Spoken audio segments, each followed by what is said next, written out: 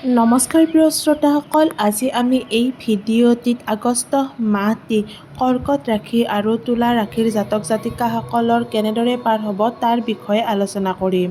প্ৰথমতে আমি আলোচনা কৰিব ওলাইছোঁ কৰ্কট ৰাশিৰ জাতক জাতিকাসকলৰ বিষয়ে। আপোনালোকৰ এই মাহটো যথেষ্ট টকা ব্যয় হ'ব। এই মাহটোত আপোনালোকে বিবাহ, সম্পত্তি ক্ৰয় আদিত টকা খৰচ কৰিবলগীয়া হ'ব পাৰে।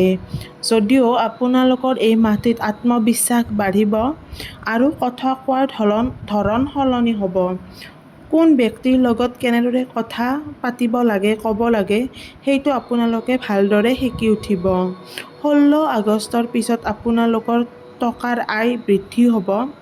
আপোনালোকে এই মাহটোত পেটৰ সমস্যাত ভুগিব পাৰে।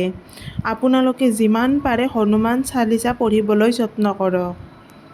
আৰু দ্বিতীয়তে আগবাঢ়িছোঁ তুলা ৰাশিৰ জাতক জাতিকাসকললৈ।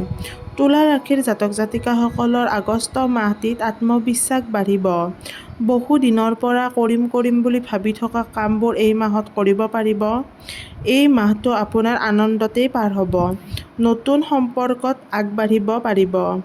এই মাহটোত নতুনত্ব আহিব। এই মাহটো আপোনালোকৰ যাত্ৰাৰ যোগ দেখিবলৈ পোৱা গৈছে। টকা সমস্যা হৈ থকা সমূহৰ 15 তাৰিখৰ পিছত টকাৰ সমস্যাসমূহ লাহে লাহে ঠিক হ'বলৈ ধৰিব।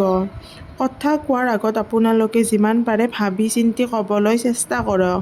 শাৰীৰিক অসুস্থতাও মাহটিৰ শেষলৈ ঠিক হোৱাৰ যোগ দেখিবলৈ পোৱা গৈছে। যদিহে ভিডিঅ'টি চাই ভাল পালে লাইক, শ্বেয়াৰ আৰু ছাবস্ক্ৰাইব কৰিবলৈ নাপাহৰিব। আৰু আপোনালোকে কোন ৰাশিৰ বিষয়ে কিবা জানিব বিচাৰে তাৰ বিষয়ে কমেণ্ট কৰি জনাব। ধন্যবাদ।